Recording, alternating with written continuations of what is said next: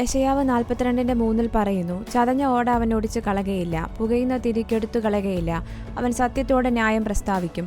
ക്രിസ്തുവിൻ്റെ സൗമ്യതയുടെയും കാരുണ്യത്തിൻ്റെ മനോഹരമായ ഒരു ചിത്രമാണ് ഈ വാക്യം. ചതഞ്ഞ ഓട ദുർബലവും എളുപ്പത്തിൽ ഒടിയുന്നതുമാണ്, കൂടാതെ പുകയുന്ന തിരി ദുർബലമാണ്, കഷ്ടിച്ച് വെളിച്ചം നൽകുന്നു. എന്നിരുന്നാലും യേശു ദുർബലമായവരെ തകർക്കുകയോ കെടുത്തുകയോ ചെയ്യുന്നില്ല. അവൻ അവയെ പുനഃസ്ഥാപിക്കുകയും ശക്തിപ്പെടുത്തുകയും വീണ്ടും ജ്വലിപ്പിക്കുകയും ചെയ്യുന്നു.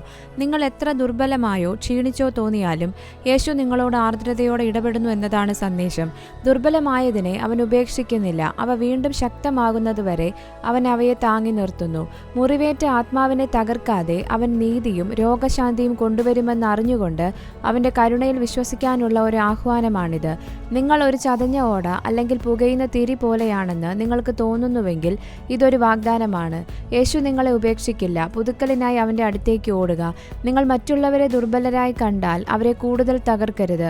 യേശുവിൻ്റെ മാതൃക പിന്തുടരുക. സൗമ്യമായി പുനഃസ്ഥാപിക്കുക. പ്രത്യാശ മുറുകെ പിടിക്കുക. നിങ്ങളെ താങ്ങി നിർത്തുന്നവൻ എല്ലാം ശരിയാക്കാൻ പ്രതിജ്ഞാബദ്ധനാണ്.